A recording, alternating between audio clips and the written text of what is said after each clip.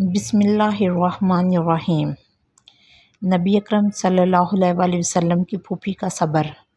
نبی اکرم صلی اللہ علیہ وسلم نے جنگ احد میں جب اپنے چچا حضرت امیر حمزہ کو دیکھا، ان کی لاش کا مسلح بنا پڑا تھا، ان کا دل نکال لیا گیا تھا اور ان کی آنکھیں نکال لی گئی تھیں، کان کاٹ دیے گئے تھے، ہندا نے ان کا ہار بنا کر اپنے گلے میں پہنا تھا۔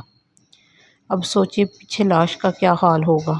نبی صلی اللہ علیہ وسلم نے دیکھا تو آپ صلی اللہ علیہ وسلم بہت آزردہ ہوئے، آنکھوں میں سے آنسو آ گئے، اور آپ صلی اللہ علیہ وسلم نے اس وقت پابندی لگا دی کہ میری پھوپھی حضرت حمزہ کی بہن آپ کو دیکھنے کے لیے آئے گی، دوسری عورتوں کی طرح تو ایسا نہ ہو کہ وہ دیکھے اور اسے صدمہ پہنچے۔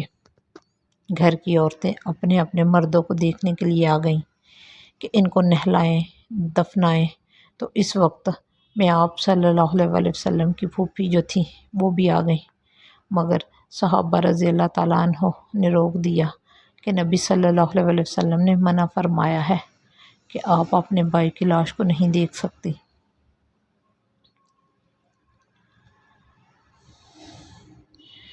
انہوں نے وجہ پوچھا کہ آپ صلی اللہ علیہ وسلم کیوں مجھے اپنے بھائی کی لاش کو دیکھنے نہیں دیتے، انہوں نے کیوں منع فرمایا ہے کہ میں ان کو مل نہیں سکتی، انہیں دیکھ نہیں سکتی۔ آپ صلی اللہ علیہ وسلم نے فرمایا کہ تم اس کی لاش کو دیکھنے کا حوصلہ نہ رکھو گی۔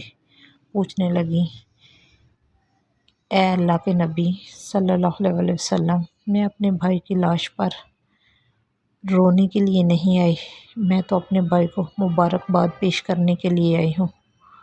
تو آپ صلی اللہ علیہ وسلم نے جب یہ الفاظ سنے تو فرمایا، اچھا پھر تمہیں دیکھنے کی اجازت ہے۔ یہ کہنا تھا کہ آپ صلی اللہ علیہ وسلم نے اپنی پھوپھی کو اجازت دی کہ وہ اپنے بھائی کو دیکھ سکے۔